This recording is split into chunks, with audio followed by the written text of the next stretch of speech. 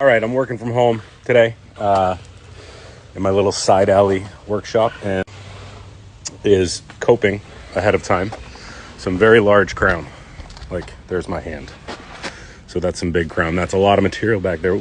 And sharp, I just cut myself. Holy smokes. Wow. Okay, so anyways. Ow, that does, yeah. I'm gonna have to put a Band-Aid on. Band-Aid real quick. All right, I got a Band-Aid, just a little one. Anyways.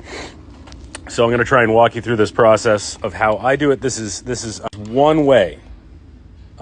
Gary Katz has spent a great deal of time trying to sell me on the coping foot, which I own the coping foot for a long time. And then I thought I gave it away, but I found it. There it is. The problem is I don't have a the barrel handled jigsaw to mount it to. It's in the city at my job site. So I'm going to do this method. And that's going to be okay. First thing I'm going to do is I'm going to mark my profile, the edge, with a pencil. All right, so the next step, just a second, buddy, okay, is a jigsaw, any old jigsaw. This is definitely the wrong blade, but it works. My jigsaw stuff is all in the city, like I said, and I'm going to make relief cuts on the face to get rid of that bulk material that a large piece of crown has. So there's that. I'm sorry I didn't show the cutting, but holding and cutting can be unstable. So I made the cut, and we're on to the next step. Soon as I get my son's RC car charging.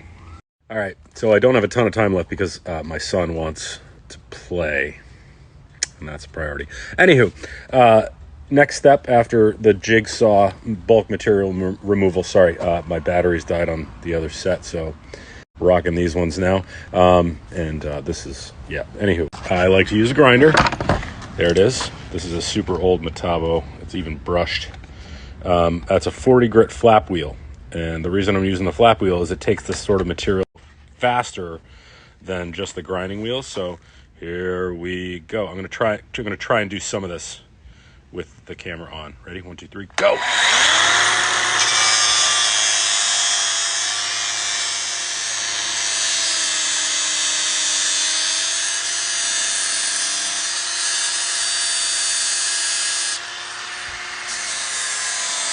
so there it is, round down, and we're going to grab the final tool before the fitment, and that is going, well, final tools is going to be, let's go. Okay, so files. That's one, that's two, but I'm definitely missing one on the ground. Where did it go? Anyway, we'll use this. Oh, there it is. Right there. So, I'm going to take files and I can't really do this one, but anyways, you're going to file, boom, boom, boom, boom, boom, file around and get rid of the excess material. Shouldn't take you too long, because the whole idea with the grinder is to do a pretty hefty back cut. Can see that. And I'm going to show you the fit next.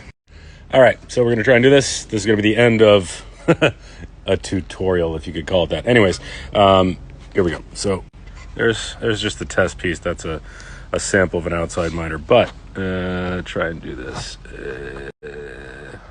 Mar is so much better at setting these things up than I am. There we go. There we go.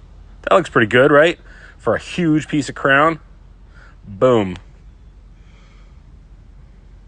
Yeah. Mar and I could probably 4 or 5 other people are much better at doing those coping fit things than I am. So I'll just be the amateur now. So that is my one optional method for coping large crown molding. I do it probably 3 or 4 different ways, but that's one of them. I hope it's helpful. I'm going to tag JLC. They want some sort of a video applying to be a presenter at JLC Live. I'll tag them right here on all 3 of these window frames. JLC Live, JLC Live, JLC Live. And if need be, I'll download these stories into a single, concise, fly by the seat of my pants sort of lesson. In terms of how I do what I do. And that is all.